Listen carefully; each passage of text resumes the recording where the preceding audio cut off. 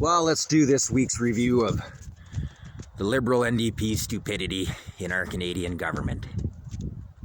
So, they finally settled $1.1 billion for the Indigenous hospitals they created, where they separated them from everybody else and allowed them to have atrocities done to them. In the meantime, it was just found out that the Liberal government, supported by the NDP, through Theresa Tam, were experimenting drugs on the Northern Indigenous peoples without their consent or knowledge. Those who forget the past are condemned to repeat it, and those stupid enough to allow them to hide it are going to have their tax dollars given for horrors that our government has done once again. And then there's the 170 weapons, well, actually hunting guns, that they've taken away from Canadians that we use for subsistence hunting and protection up here, especially in remote areas. And in the meantime, and then they classified them as weapons of war. Just want to make sure everybody is aware of this. They don't even use the same ammunition as what is rated as guns of war.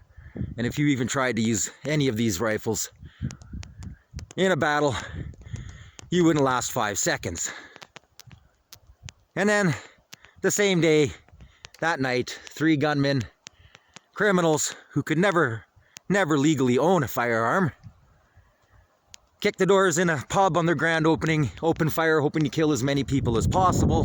Thank God only 12 people were injured. It's truly a miracle, truly a miracle.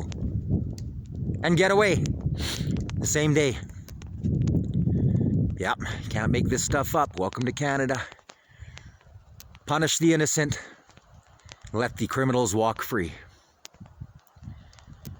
What else is there? Oh, right, there's this so-called election where the Liberal government, with the use of the propaganda arm called legacy mainstream media, holy shit, this snow is 2 feet deep, are gonna have this guy named Mark Carney elected as their leader. He will be a prime minister without ever being elected to a seat in anywhere in Canada, first time in history, while the American administration is looking into his organization, GFANS, for corruption and bribery of going into countries, pushing their green agenda on companies that if they don't impose or join their credit system, lose contracts, allowing companies that these people own or invested in to then take over, causing their dollars to plummet and interest rates to skyrocket, while the elite walk away with trillions of dollars in profit, and the citizens in these countries lose all their rights, freedoms, and are forced into poverty.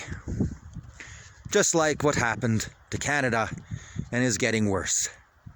In the meantime, Canada is walking around listening to the propaganda arm, pulling liquor off the shelves that isn't going to hurt the American economy, gaslighting everybody, pushing hate, fear, and division against the Trump administration, when all they're trying to do is tell Canada to wake up and get this corrupt government and their green agenda and expose them for what they are.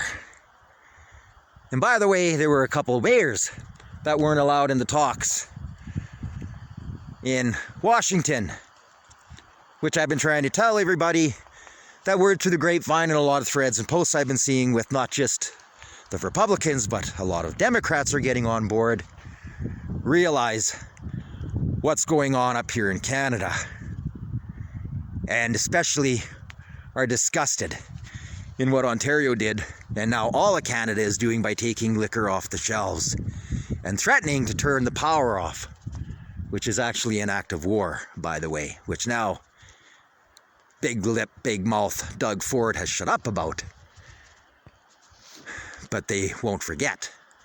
And by the way, you put the auto sector in danger. Wake up, Ontario. Wake up, Canada.